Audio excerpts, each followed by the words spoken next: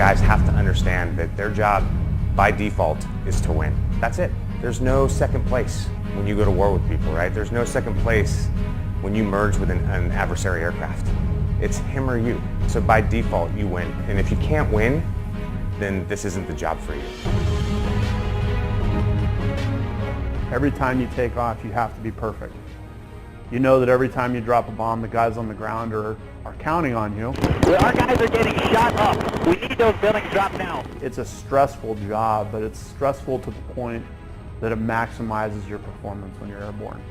And you get that from the first day of pilot training all the way to hopefully the last sortie that you ever fly in a fighter.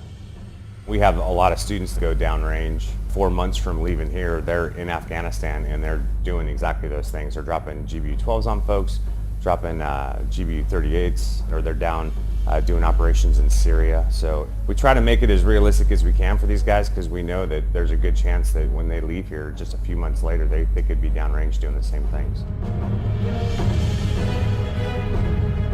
I love being an instructor pilot here because I get to shape those guys. As soon as they show up, those are my guys to turn into the fighter pilots that I know what it's going to take for those guys to be successful in the Air Force. But what I want to do is find that optimum stress point so that performance is exceptional. And I remember my IPs doing that to me too. And it was, you'd get done with a day and you're like, man, that was awesome. You'd get done with a day and you're like, that was horrible. But I'm going to get better. 26,000 hostile, single contact. You have to kind of try to instill in them that warrior spirit. You want these guys to learn to be aggressive, how to maximize and max perform the aircraft. And there's a lot that goes into it. And again, it's that shift, it's that mindset shift from I'm flying an airplane to fly it like a fighter. If you want your nose to be over here so that you can get your gun on to kill this guy now, pull and get your nose over there.